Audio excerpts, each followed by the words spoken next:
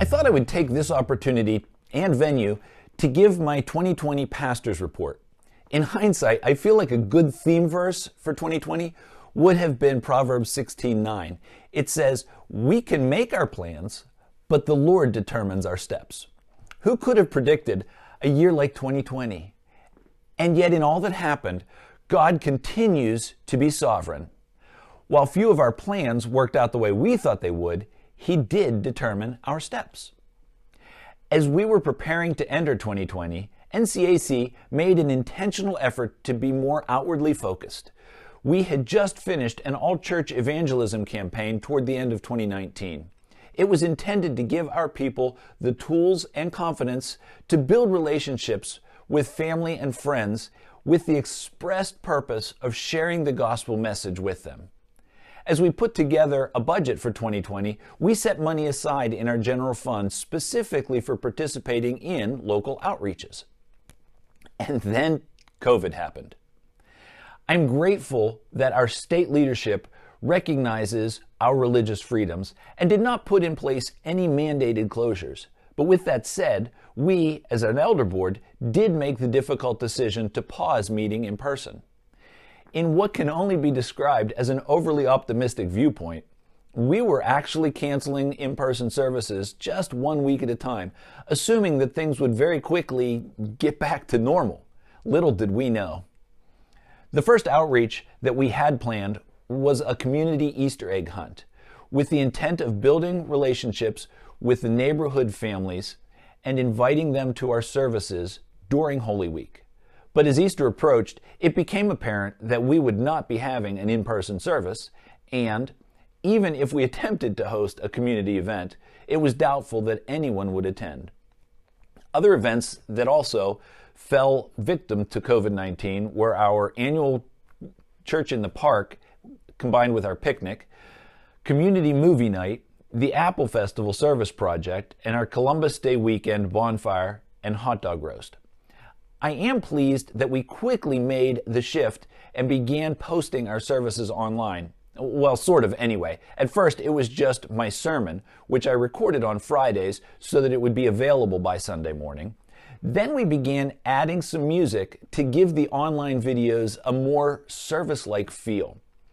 We did order video streaming equipment to be able to post our services in real time, but as you can imagine, so did everyone else, and so the necessary equipment was hard to come by. It would be easy to look at all of these things that didn't happen and lament missed opportunities. But the reality is the pandemic has given us opportunities to learn how to minister in different ways. I mentioned that we did not have an in-person Easter service, but we did have an Easter service. It was online, and it was viewed by more people than we have ever had at an Easter service since I've been pastor. We resumed in-person meetings toward the end of May and, for a month, actually held 2 services in order to keep the number of people in the building down at one time. I want to say thank you to our music and our AV people who agreed to be involved in both services in order to facilitate the best possible service for everyone in attendance. We also continued to record our services and post them to YouTube, both to connect with our congregation who were not yet ready to begin meeting as a group, but also to continue to reach people digitally who we would not normally impact. We also are having an impact in the lives of those outside of our church in other indirect ways.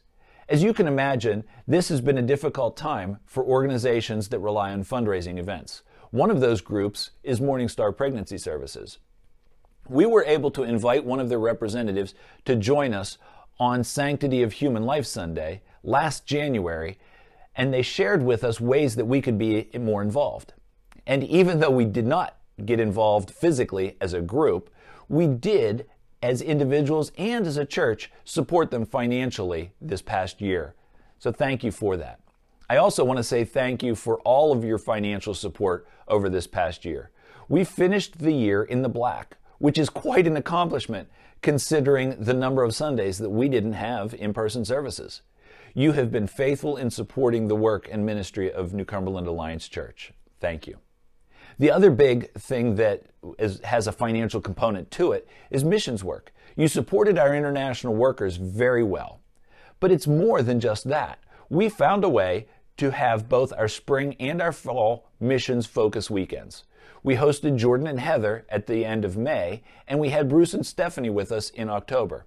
Oh, and by the way, Candy will be joining us later in April, so be looking for that.